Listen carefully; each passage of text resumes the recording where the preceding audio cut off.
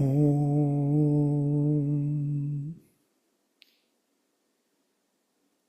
Vang me manasi pratishthitam mano me vachi pratishthitam avirma edi vedasyama ani sthaha shrutam me ma prahasi anena dhitena horatran samdadhami ritam vadishyami satyam vadishyami tanmam avatu tadvaktaram avatu avatu mam avatu vaktaram avatu vaktaram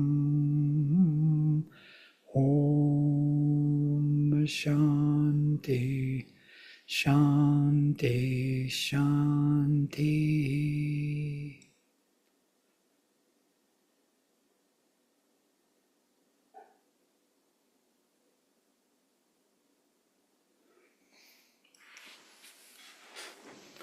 So we stopped at number 10.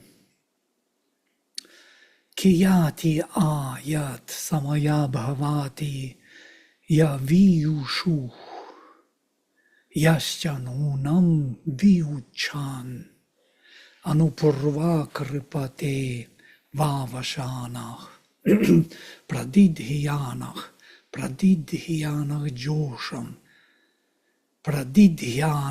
josham anyabhih eti.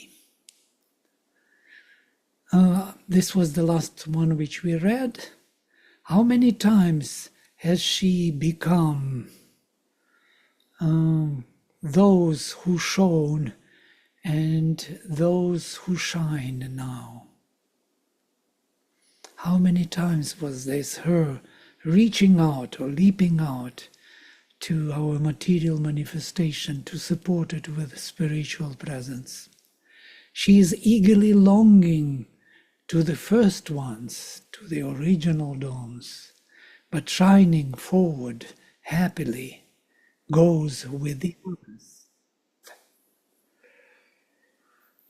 It's constant motif in the Rig Veda that there was the beginning and there is something in the future, and the dawn is doing her work, and how many times she was shining and coming with her light, and it was somewhere gobbled and hidden and adjusted. And so all this evolution which takes place slowly is taking everything what she brings and puts it into the work, as it were, into the darkness. And darkness slowly, eventually changes and becomes the carrier of light, more and more visible. This was the last verse. Now we are coming to 11. Iyushte ye purvataram apashyan vi uchanti mushasam martiyasah asmabhih ushu pratichakshya bhut.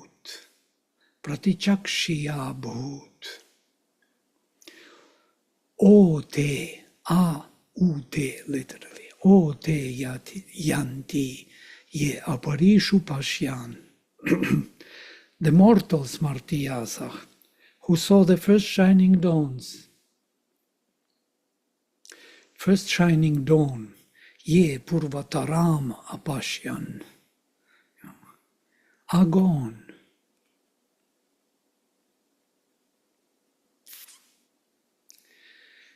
Iyu. Interesting sandhi for the Sanskrit students. Iyuh te. Yeah? It is iyuh, visarga. But visarga changed into shu before. No, it should change into s before te. It is te, dental te. But because of u before, s changed it into shu, cerebral, and pulled te into te, cerebral. This is only Vedic sandhi. You will not find it in In our language, in the classical, we will find iuste, yeah? And here iuste. So it is still, U is more powerful, influencing Visarga than they can even change te, next word. So te, ye, those went who, Purvatarama Pashyam, who saw the first one, Vyuchanti Mushasam, shining dawn, Martyasach, the mortals. Asmabhich unu, Pratichakshya bhut.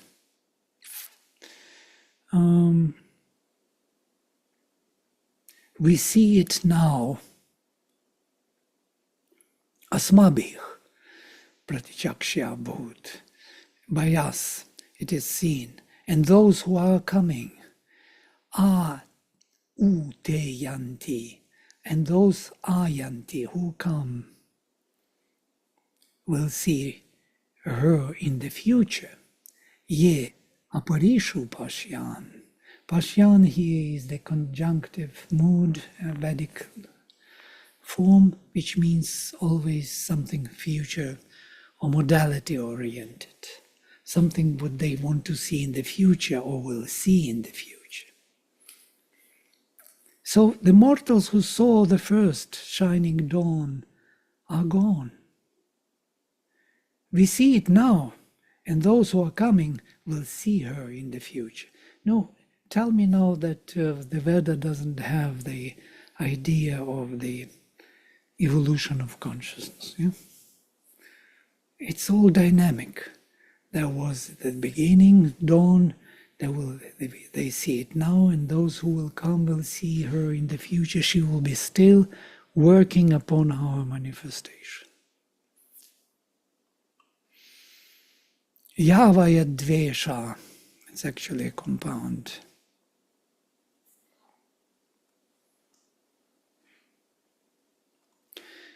Oops. Yavaya dvesha, ritapa riteja, sumnavari sunrita, irayanti.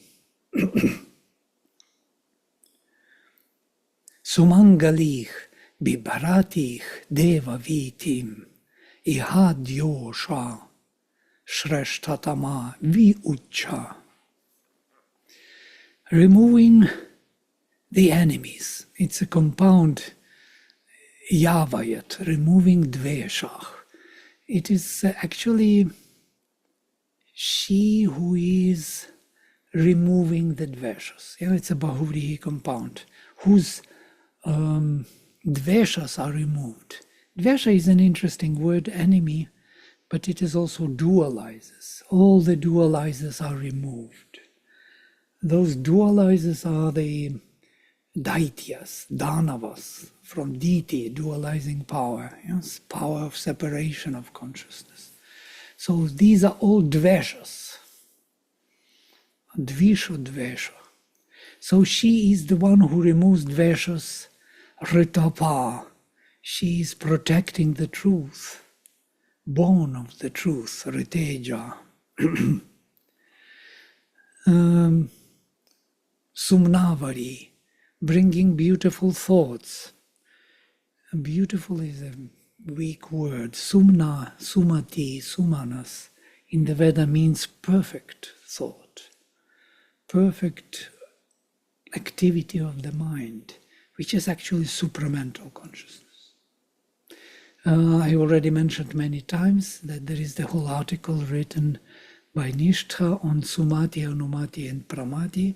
I was also part of this creation. So this is the discovery. Yeah? So Anumati is the sanction or the grace from above. Pramati is aspiration. And Sumati is something which is uniting both. Yeah? Aspiration and the answer from above. It is a state of consciousness when your aspiration is answered. So Sumnavari, she is bringing beautiful thoughts, or thoughts which combine the aspiration and grace from above. Or let us say the flame of Agni from below and Surya sun shining from above. She is the mediator who brings them both. Yeah? Stirring up the happy truths. Sundrita irayanti. She is irritating irayanti, stirring up the Sundritani.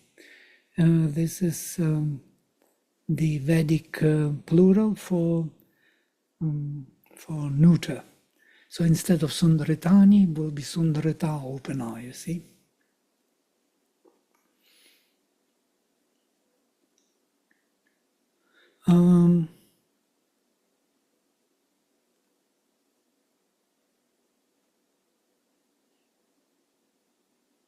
Oh no, I am mistaken. It is Sundrita. I am sorry, I'm totally mistaken. Sundrita is never in neuter. You see, in the Padapatha, Sundrita, when it is split, each word separately, so it is a feminine gender accusative, Sundrita irayanti. Sumangalich, Bibhrati Deva Vitim. She is also the most auspicious, Sumangalich. Mangalam is auspiciousness. Yeah? Sumangali is she who has perfect auspiciousness, bringing the divine support, Bibhrati Deva Vitim, or divine extension. It's a perfect, it's a word, Deva Viti, is found only in the Veda. Only, mainly you can see, maybe, only in the Rig Veda. Viti is from root V, to weave and to extend, or to move, or to even attack, approach. There are so many meanings which can be derived from this simple root. I think it is V and E, two together, which grew into one root. And that means to move extensively, yes? To move in all directions. So she brings this divine movement in all directions. Ihadya, you can recognize Ushach. Usha is the vocative. You can see in Padapatha that there is no stress, and also here you can see that there is no udatta. So Ihadya.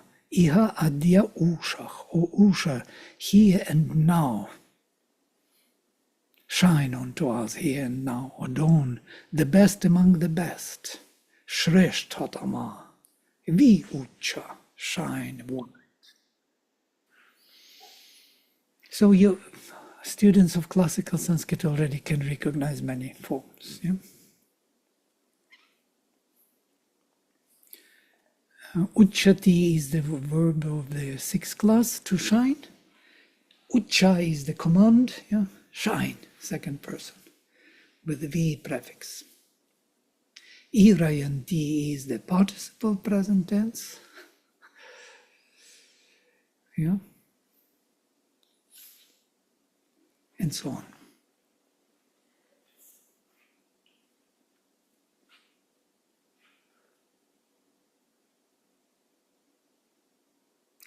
So her purpose is to bring this light and to spread it all over. Shashvat Purosha Vi Uvasa Devi Atho Adyedam Vi Avach Maghoni Atho Vi Uchad Utaran Anudyun Ajara Amrita Charati Swadhabhih.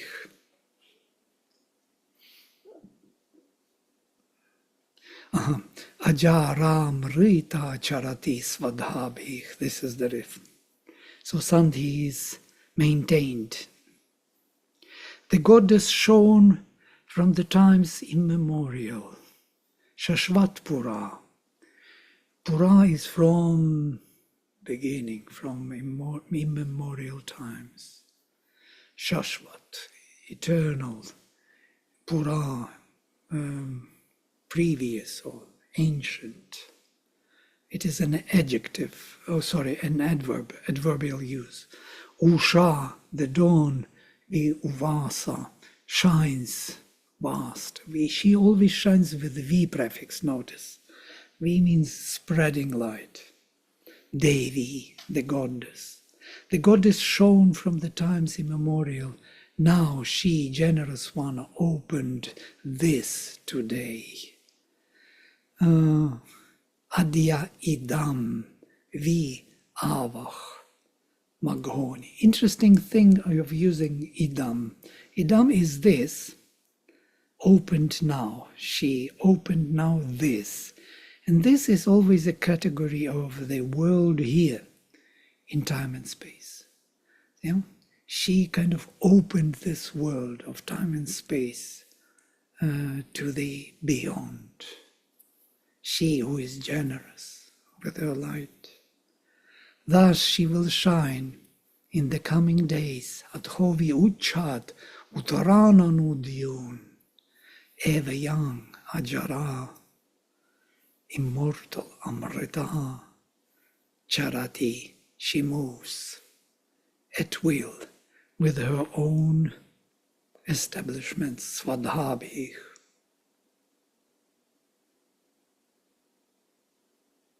Svadha, as you know, also is used as the invocation of the Pitris and for the work in the physical body. Yeah? It is something which Pitris do here. Pitris are constantly engaged in the sacrifice, and they are building the instruments for the divine. They are building our minds, vitals, and physical bodies to embody the divine. That is their purpose. And with Svadhabhi, with the invocations of the Pitris, she moves at will, or she moves with her establishments, self-establishments, her own establishments. Svadha, yeah, we can translate the word. She is Ajara, she is never old. She's never worn out. She is always young, ever young in her energy. Amrita, immortal. She is always fresh. When the dawn comes, when we have this illumination from above, it is always fresh, always new. It's not something we had before. We cannot compare it to anything we had before. It's an interesting thing about the spiritual experience. The spiritual experience cannot be compared or cannot be, analyzed from that point of view of the mind, because it brings freshness of perception. And freshness is like you becoming young again. You perceive everything in you. You see things you never saw before. And this freshness cannot be compared to any other freshness. And at the same time, it is the same dawn, the same transcendental light, which is refreshing, rebooting our system with her own establishments. She interferes into our mundane and everyday boring life and makes it divine.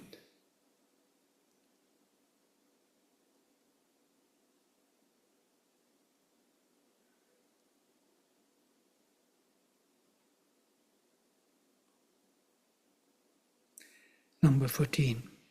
Vi anjabih divach atasva atasu adyaut apakrishnam nirjinam devi avach. Avach is the aorist, avar. It's r at the end, which is visarga. From root vri with prefix a to open up.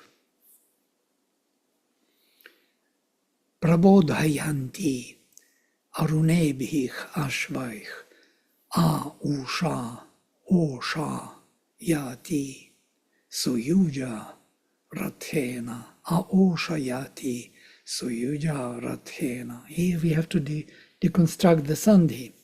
A Osha. A Usha Yati. Yes. Otherwise meter doesn't work. In the quarters of the sky, Atasu, she shone with splendor, Adyaut, Anjibih. I put here Anji ointment brilliancy. She shone with thick, like oily brilliance. It is thick in substance. It is not just brilliance like a gleam. It is full of substantial presence.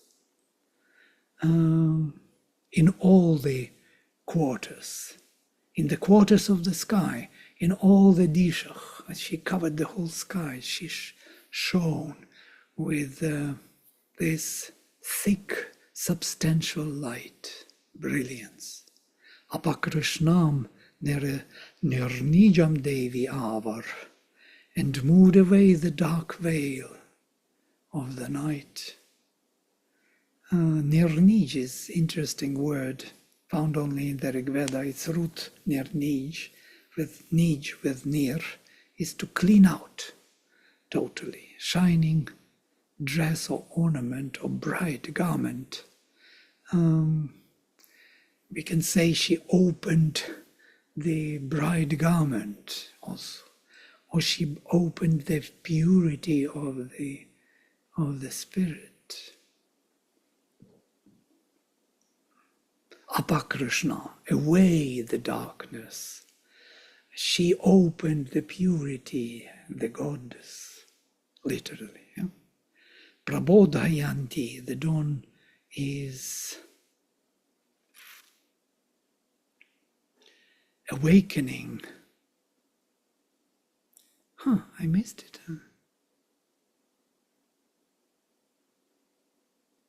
Yes, I missed the whole passage. Prabodhayanti arunebhi chashvaich, and she with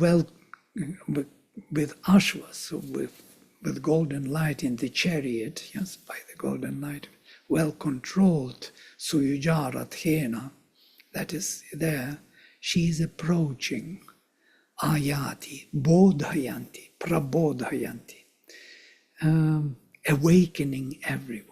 This is what I missed, one word. Awakening all.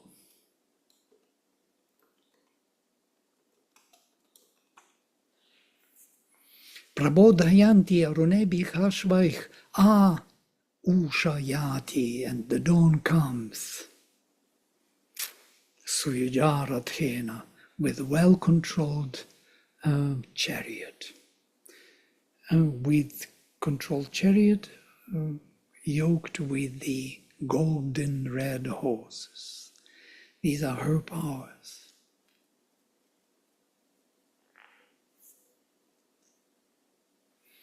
Avahanti Poshia Variani. Here we have this Poshia Variani. Poshiyani Variani, yes, but it's dropped in one place, and in the other it is maintained for the neuter. Avahanti, she brings her gifts, nourishing gifts. Poshiyani Variani. Chitram ketum krenute chekitana, being luminously visible. Chekitana, or being absolutely aware of the light, or conscious, she makes bright vision. Chitram ketum krenute chekitana.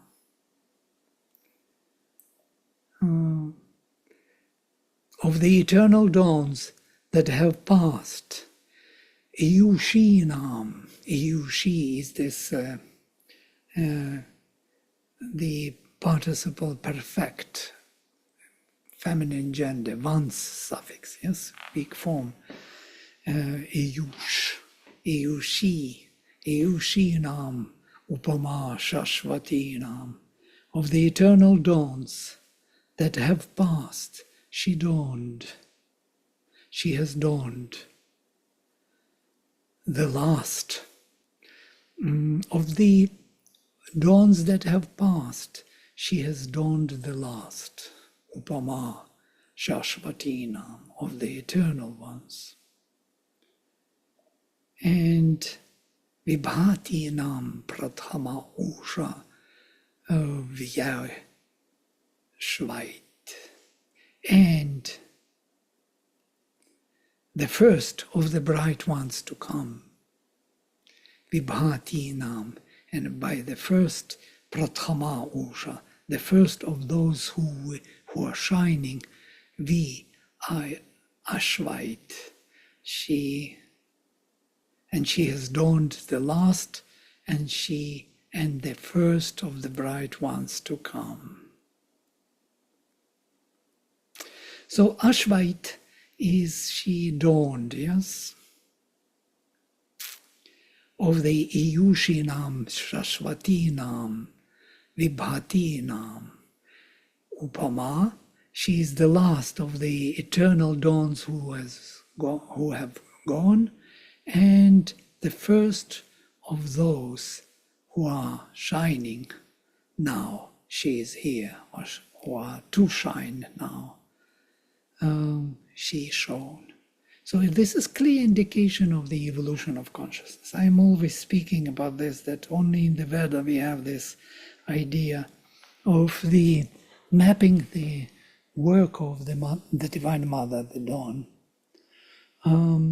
always referring to the previous dawns and to the next, and she is the ancient one and at the same time ever young. Purani Devi Yuvatih, she is ancient goddess and young, ever young. So it seems that she herself is not changing.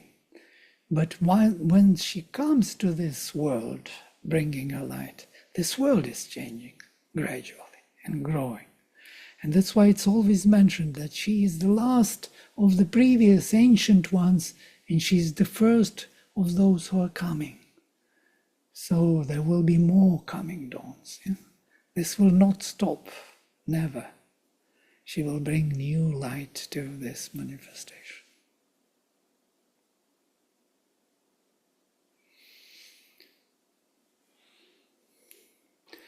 Ud irdvam o irdhuvam asuchna agat apa pragat tama ajyotireti ud irdhuvam jivo asurna agat apa pragat tama ajyotireti araik pantha yatave suryaya Aganmajan yatra pratiranta ayuh. Arise, the life as the great power has come. The darkness withdrew, the light approaches. She made the path for sun to move on. We have come there where life's force reaches to the beyond. This is something like anticipating the supramental manifestation. We have come there where life force reaches to the beyond.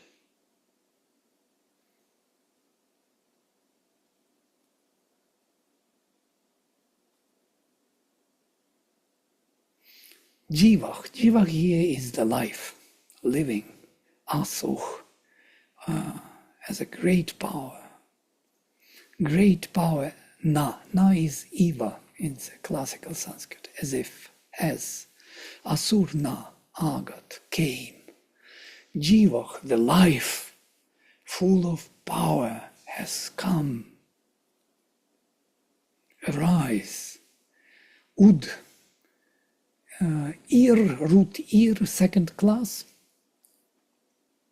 Irdvam is the imperative, second person plural. Yeah? lot. Ud irdhvam, rise, you, O people, Jivach asuchna agat, the living force, great of power, came to us. Apa pragat tamach, and the darkness withdrew pragat, left apa, away, tamas, darkness. Ajyoti reti, the light approaches, eti, comes to us, the light. She made the path for the sun to move on. Araik, literally vacated, opened up. Pantham, the path. Yatave, to move. Suryaya, for Surya.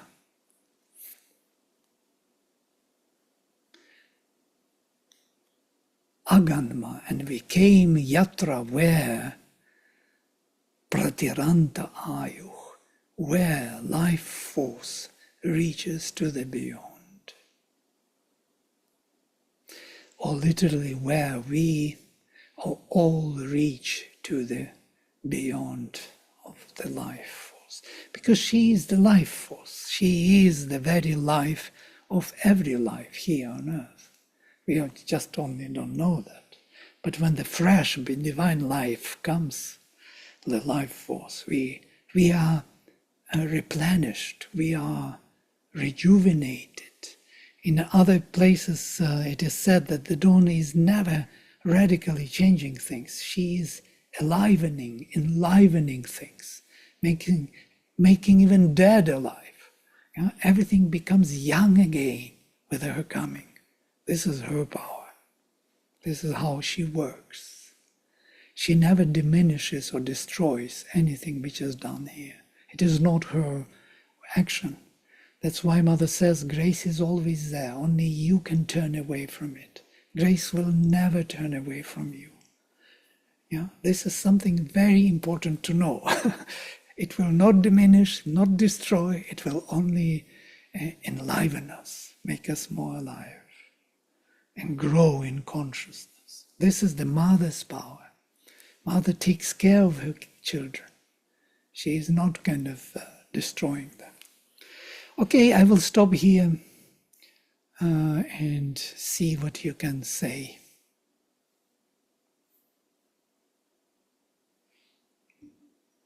My voice is a bit down today, sorry.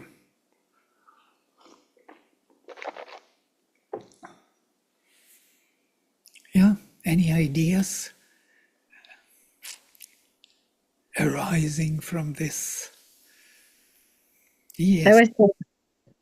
I was just struck by the similarity of that last verse to Isaiah 60, verse 1, which is, "Arise, shine, for thy light has come. The glory of the Lord shines upon you." I mean, it's the same idea. Absolutely.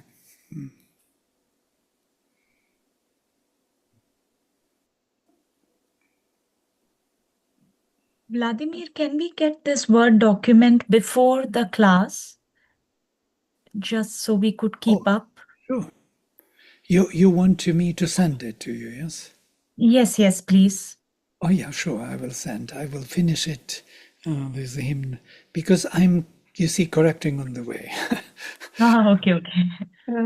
Vladimir, Yes. can I have also a copy?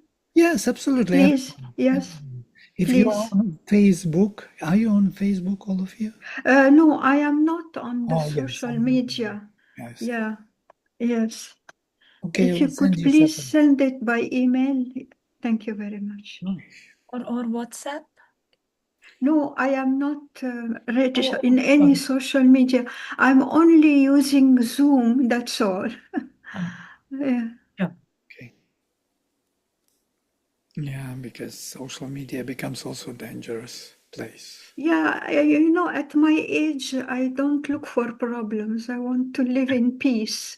So where there is a door that can bring me trouble, I close. So with Zoom, I don't risk anything, So when the session is finished, it's done. So that's why I don't register. Great. It's very wise. I will take your advice. I'm totally into it, and I just lose myself at all. Because I heard that many people had problems. So I said, why should I look for problems? I close my doors. There are enough problems in our life. Yeah, it's enough. It's especially what we hear on the news. It's enough like that. Oh, good. Yeah, Thank you, Vladimir. sure. Vladimir, in verse 13, could you please shed some more light on the Swadha, where the Pitri is always engaged in the sacrifice? I remember your interest to Swadha and Swaha. Yes, there are two exclamations. One is involving Pitris, powers which are actually very engaged in manifestation. You know? It's our group soul. And there are Swaha, which is for the devas, for the gods. And these are the universal powers which support the soul.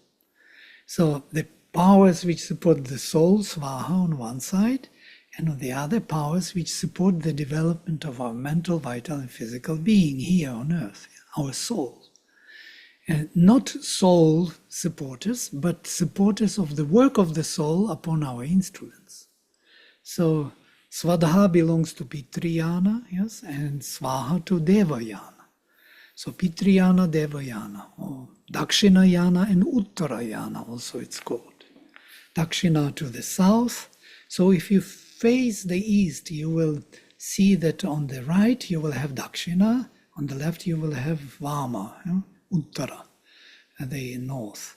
So this is the northern polar star, Dhruvam, is the orientation for the gods, and the orientation to the south is for the moon. So we have sun and moon calendar. We have two calendars actually simultaneously running. One is Soma, and Soma yagas all connected with Pitris, and the other is Deva. All the yajnas are there, mainly Agnihotra. And so we have three Vedas because of that, yes. So Sama Veda belongs to the gods, to the north, to the Ahavaniya fire of the Agnihotri, and there is Dakshina fire to the south, which belongs to Pitriyana, and there is also Garhapatya fire, which is to the east of the Grihastha, and that is of the Rigveda. So Grihastha is for the Rigveda, Dakshina to the south for the Pitris is Yajurveda, and the Samaveda is for the gods. So you have three Vedas, you have three fires, you have two directions. We are double in our nature. We have left and right side, and we have to move forward to the east. Why to the east? Because all the stars are rising from the east together with the sun. So we are moving in that direction of the east because the earth is turning in that way. So moving towards the east is our way, but we have two wheels of this chariot, yeah? Supporters of the soul and supporters of our nature. And both are working simultaneously and so we are moving forward with these two forces. We can't leave any one of them behind, because then we drop manifestation. And these two, as you notice, are very beautifully also everywhere. There are two of them, yes? There is the denial of the ascetic and the denial of the materialist. If materialist is denying the path of the gods, yes, he keeps Dakshinayana. And if materialist deny, or other way around, ascetic denies materialism, he keeps with Devayana, developing his way out, as it were, without engaging in manifestation. Neither of these are efficient enough for the Garhapatya fire to flame, for the flame of the embodied being here on earth. Yeah? Both are to be there to support our movement forward. So we have to take care of our spirit and our embodied state, both. This is the major task, major sacrifice. Thank you. Yeah. It's quite structured. It's well structured in Indian, vision of things. It's amazingly how they really made it. Even if you see the Veda of Agnihotra, you see these three fires located exactly in these directions. You see three priests making oblations into these three fires. The Hotar for the Rig Veda in the Garhapatya, yes, Adhvaryu for the Yajurveda into Dakshina, and the Udgatri, who is singing Samavedic hymns, to the Ahvaniya fire to the north for the gods. Three were priests, and there is the fourth one, Brahman, who is observing these three. And what he does is amazing. He is totally silent. He only opens the sacrifice with Om, chanting Om, and then he is silent and observes what the other three priests are doing. And when they make any smallest mistake, either in movement or in the word or in the text, he corrects it in his mind, only in his mind. He is a witness. He is witnessing and correcting only in the mind to make sacrifice efficient. He doesn't need to correct it to come and to say you did a mistake. No, it is not possible. It's going on. You know? So his purpose is to see, to notice everything, to see everything. Three oblations, three chantings simultaneously together, and notice all the changes. And make correction. And that's why it is called prayashchitam. He makes prayashchitam. He puts everything back to normal. Yeah? And when the dakshina is distributed among priests, so half of the money or whatever wealth is given to Brahman alone, and half to these three priests. Half. Interesting, yeah? And there is a dispute in Aitareya Brahmana. Why? Three priests did everything. This guy didn't do anything. And he got half. And then explanation follows. He represents the manas, and they represent the vak. Manas and vak, heaven and earth. This is how the sacrifice is made. That's why half.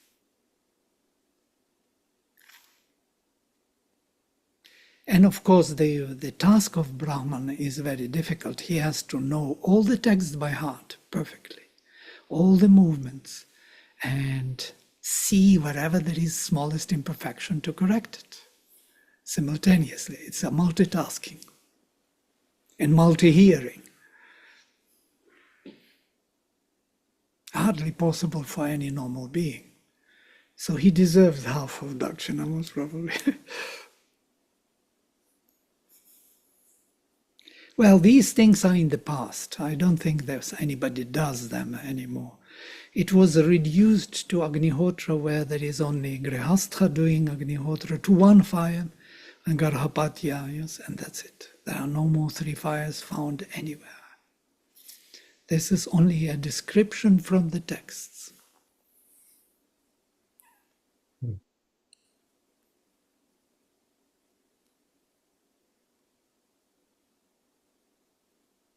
I was thinking about this witness correcting in his mind, that someone has to do it in any meetings. I was introducing this in Auroville, for our Auroville meetings community. When people are shouting or something, you have to correct it in your mind. Yeah? You are there to be like ombudsman, who is holding the ground to the truth, as it were, and correcting all the misrepresentations of misinterpretations immediately in his mind, without stopping people. And that should influence the whole atmosphere in the meeting, I think. This would be an interesting process from the Vedic times to introduce him to the modern, So maybe Deepti will do in her university, will become Brahmini. No, Deepti? Correcting in your mind constantly. So there's too much to correct. Nandini, Yeah, in this process of yagna, uh, the three, uh, the three rishis which you mentioned, they are actually in the process of yagna, and the fourth one, as you said, he is silent and he is observing and he is doing prayashit, right? yeah, But in the mind. yeah, Now, these three are actually doing the process in the actuality. They are actually in the work. yeah. So the one who is correcting in the mind, how he correct the entire process of the yagna, is that intended that entire process is corrected? If that is intended, then in the doing in the mind, how it is getting corrected in the outward life? No, there is no outward life correction. There is only inner mind correction. And that puts the sacrifice on the track. Yeah.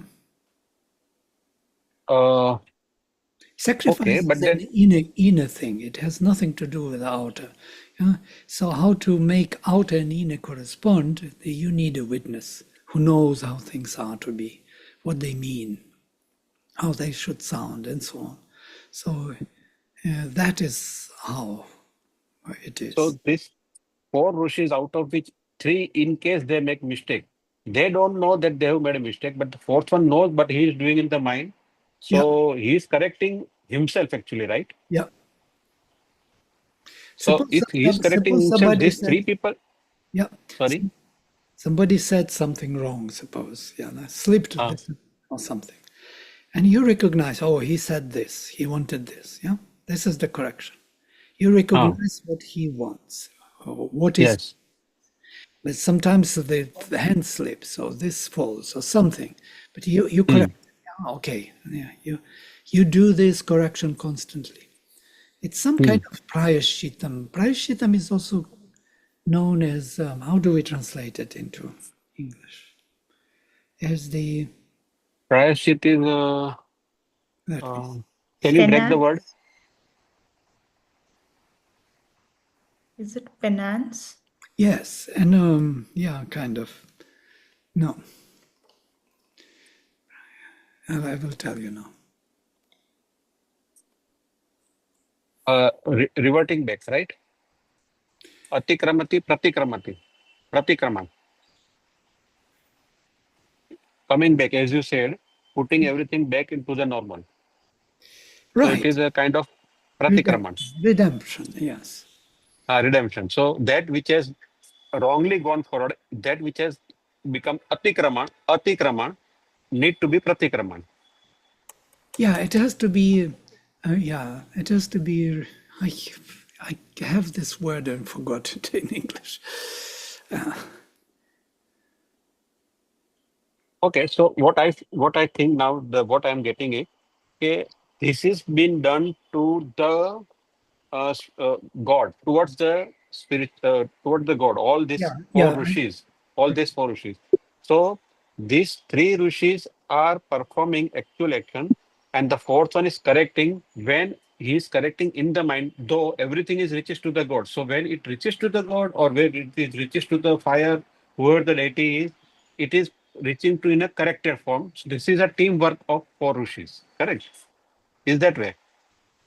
yeah, absolutely. Yeah.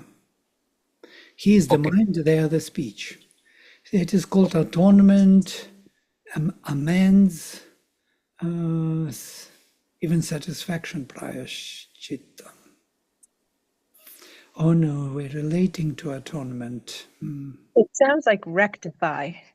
Rectification, right? Correct. Rectification. So recently, I am studying this life divine also. So what I'm getting after listening to this process which you just now said, that there are mental, vital, and physical layers, and they are in the action. They are coming. They are striving towards the perfection, towards the sun, and they are determinant. They are determinate. They've got their own way of working each one, and it is determined. So it is not perfect. But there is a one faculty in the supermind that is constantly, referring back to the divine, constantly referring back. I do not know that name right now, but there is a constant. So probably that in the form of, in a symbol of yagna, this three is the manifestation in the world, mental, vital, physical, and the fourth one is Absolutely, yes, absolutely. no. Vital is Pitriyana, mental is Devayana, and the physical is Garhapatya, or yes, to the east, major flame. Yes, absolutely. Physical, vital, and mental. Yes, we have. So fourth one, in that case, fourth one is what? I think what I read from that, what I understand, of course, I am now linking it to when you are explaining this. So this fourth one is what? Because that was just one of the supramental faculty which is constantly correcting and constantly, repeatedly, every second, referring back to the God, referring back to the God. It is away from the God, at the same time, it is referring back to the God. It is like in the exactly border. And then there is another faculty of Superman which is totally into the God. And this faculty of the supermind is referring constantly back to the God. So when this constantly referring back to the God seems to be this Rishi who is doing prayashit or like a witness consciousness. That is what I am. Can you correct me in that case? No, it's very, very, yeah. In what you said, it is exactly how one has to think about it. Yes, there is no yet. It could be psychic consciousness in the later, but since it is witness, it is more that witness, yeah, Purusha. So Yeah, Jivatman type. yes, but even then, being the witness present there with this all this. Then the psychic will be more and more manifested. Why, interestingly, the Garhapatya fire is for the Rig Veda towards the east. Most probably that is the flame of the psychic, yes, which is to flame more and more with the help of these two other fires on the side. I'm just speculating there to introduce psychic into this framework. It wasn't there, but the witness was there, yes. The witness and physical, vital, and mental are there. And since psychic is related to the physical world of this manifestation, most probably this is the quintessential form of Garhapatya, somewhere there. And also you said that the name is a Ganapati. Ganapati's seat is No, physical, right? Garhapatya. Griha. No, Okay. Sorry, I'm correcting it. Garhapatya. Garhapatya from Grihaspati, yes. But Okay. Garhapatya is the flame. Can you spell it in English word, because I'm not been able to catch exactly how in Sanskrit you say. I will send Gruha? you the whole article. Okay. Okay, thank you. Yeah. Okay, I'm done.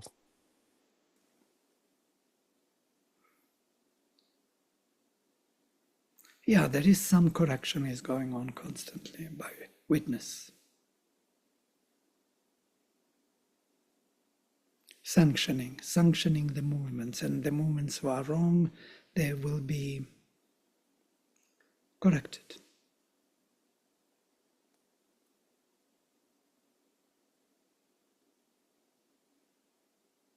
By the way, he sanctions the whole sacrifice starting with Om, yes.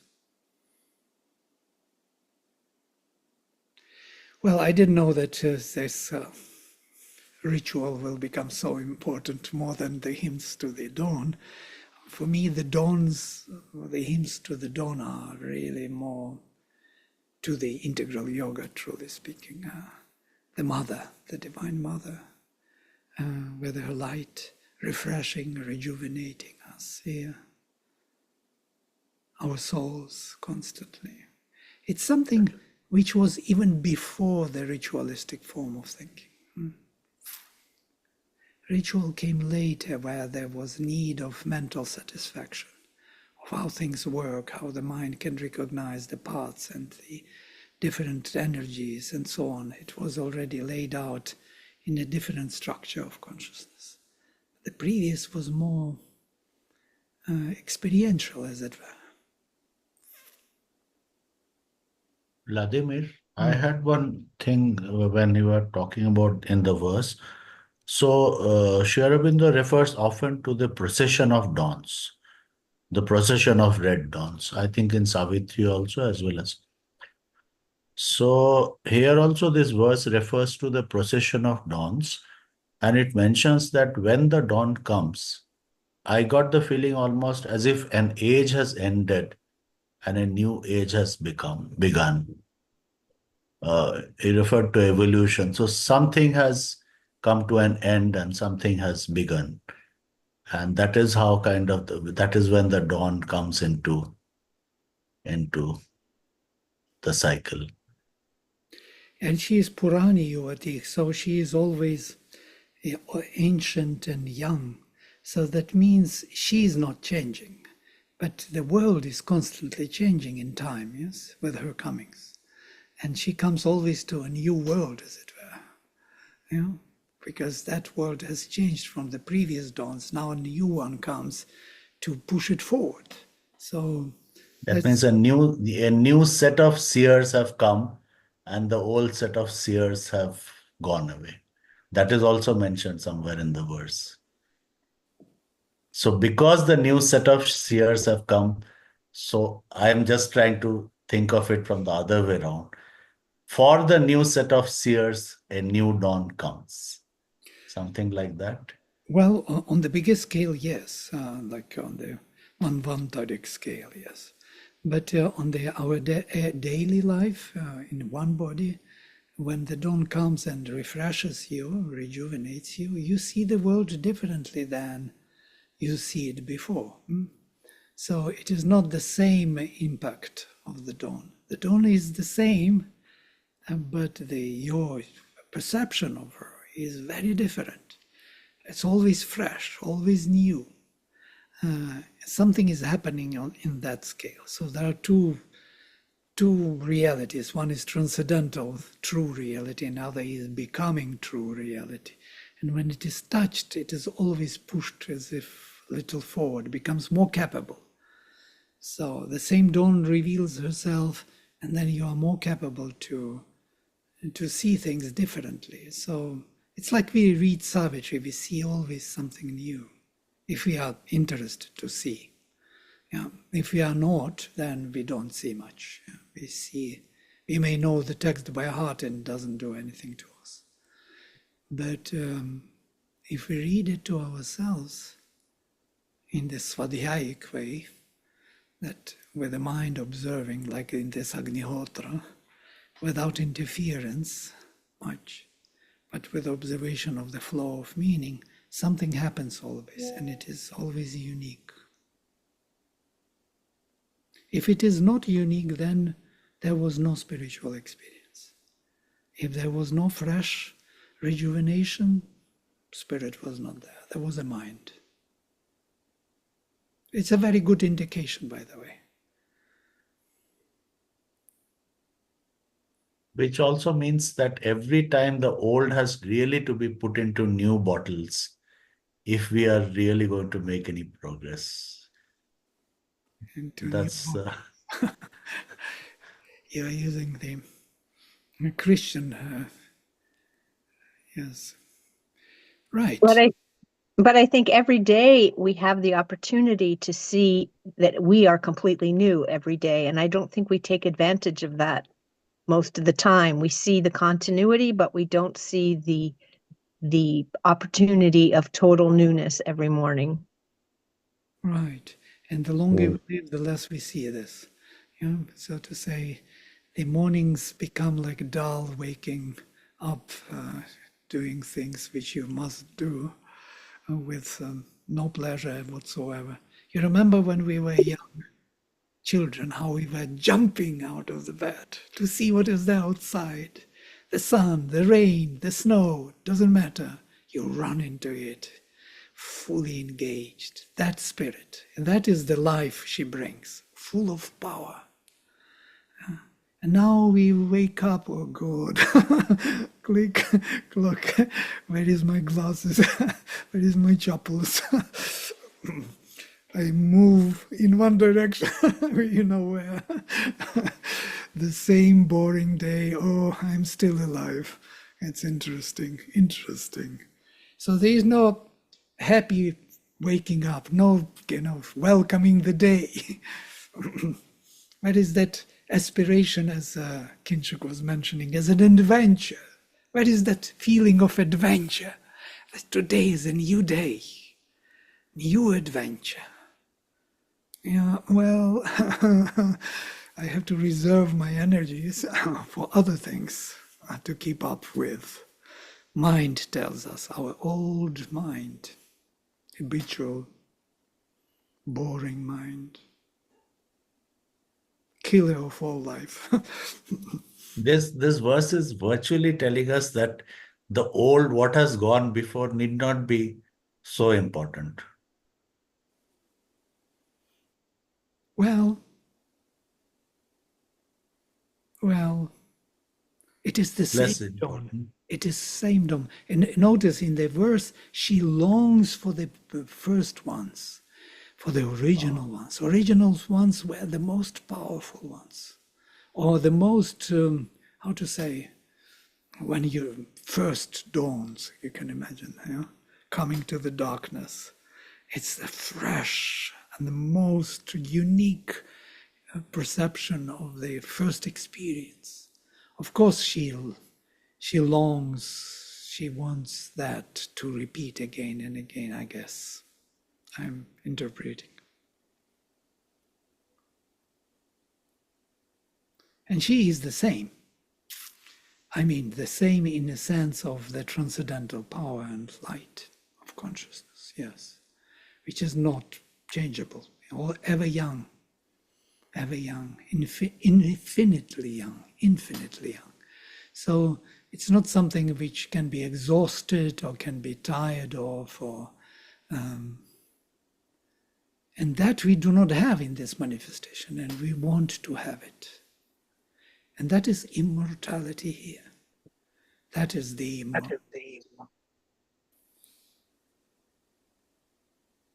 Yes, Robin, you wanted to say something.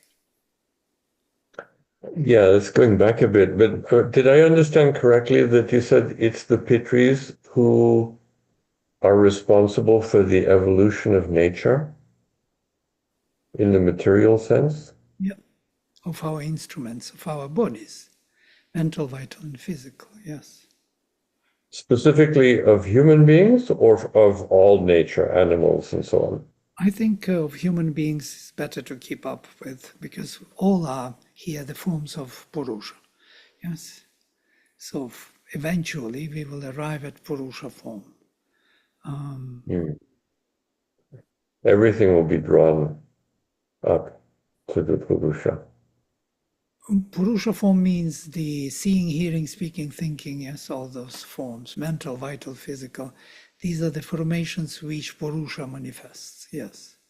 And in that sense, they represent these workings in the nature. Yes? So they are here, they have their station, the Pitri's heaven, they have, where we all go after death as the souls. We are recharged there with our vision, with our mission, with our purpose, and then we come back to continue the journey. And so we are always supported by the Pitris. Okay. It is a group soul, a vision of the group soul. And we're refining those each time. Yes, absolutely. And there are infinite possibilities and directions and uniquenesses of each one of them. And that all has to be maintained in one direction of the group soul vision of the Veda. That's why Veda gives us this reference point.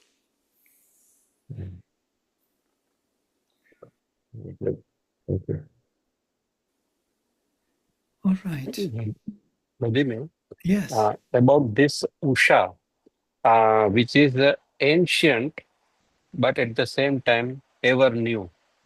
So I'm recollect this mother's message, New Year message dated 29th December 1913, where she says, of course, this is a New Year message, but I am applying it to the divine dawn also in a like a cosmic way. Our mother is a, she's eternal.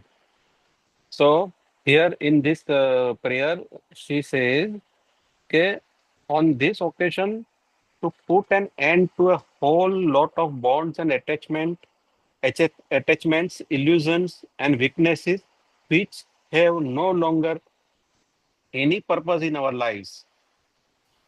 At every moment, we must shake off the past like a falling dust, that it may not soil the virgin path which at every moment also is opening before us.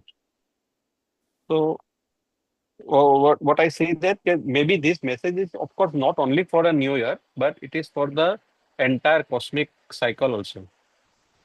Yeah. Sri Aurobindo speaks about misleading dawns also. We didn't kind of exhaust the topic yet. There are misleading dawns, which will lead you astray, away. And there are also revelations of the past, which are becoming also an obstacle, because they become dogmatic. We do not see that ever-young light in them. Yeah? We see the ritual. We become so determined by the culture and dogma and language and what we do and how we live that the whole spirit evaporates. So this is the danger of the ancient texts. This was how Rig Veda and other Vedas were framed by culture. Of course, culture was nourished by them, but at the same time, the spirit disappeared. So there is no more existential look at these texts. The Veda is not the text of knowledge anymore. It's to revere, to worship, and that's it. We need to. Dawn is a dawn of spirit. We need to see the truth in it, the truth that what Dawn was bringing, and then we will recognize her, the mother, in all other workings. We will connect to her, either through the past texts or through the present or the future. None of the texts that actually holds her. It's just the finger pointing to her. So this, we have to understand that the text in itself is the means to something we have to acquire or to experience. If it plays that for us, any text will do. Yeah? If you are open to her, you will see the illumination from the newspapers even. Sorry to tell Madeline about this newspapers. Today, maybe not. But even today, you will see something which is working in the direction of divine manifestation, but through this, downfall, as it were. To grab more from the darkness to bring it to light, as it were. Even there you will see if you have that connection. So every text may work for you, or any event in life for that matter. But this is very cryptic, what you just now told us, that even there can be a false dawn. But let us, I will pray Divine Mother said some more light on this may come, so that we have a discerning intellect how to choose right path. Or do we have to choose the right path? She takes us to right path. That I still do not know, but that is a prayer to the Mother. Yes, when you're on the right path, you see the downfall as the means to rise again. But if you're not on the right path, you will see it as, and you choose it to go for it mistakenly, then you are part of that fall, yes. You may fall down, and we should fall down, but with this connection to the mother, and that would mean something else. The fall is not the fall anymore. It's just a transformation. It is like, Krishna Ranachoda. Even he escaped from the battlefield is a means for evolution. Right, and Sri Aurobindo also had to say something in his life. You remember when they came to arrest him, did you do this, that? He said no, although he did. If he would say yes, they would grab him and kill him, hang him, and that would be it. So there would be no savagery, nothing. So there are certain moments in time where there is divine providence work. So you should not take it only like dogmatically, mentally, what is right and what is wrong. But it is very difficult to suggest to ordinary people because they will justify any move.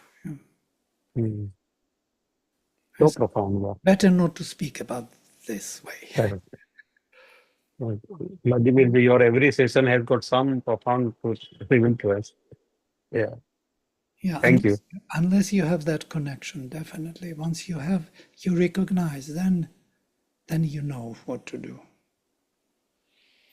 Great, let's stop for today here. And so next time we will not meet because we have a retreat. Yeah. So next over 1 week. Okay, namaste and see you next time.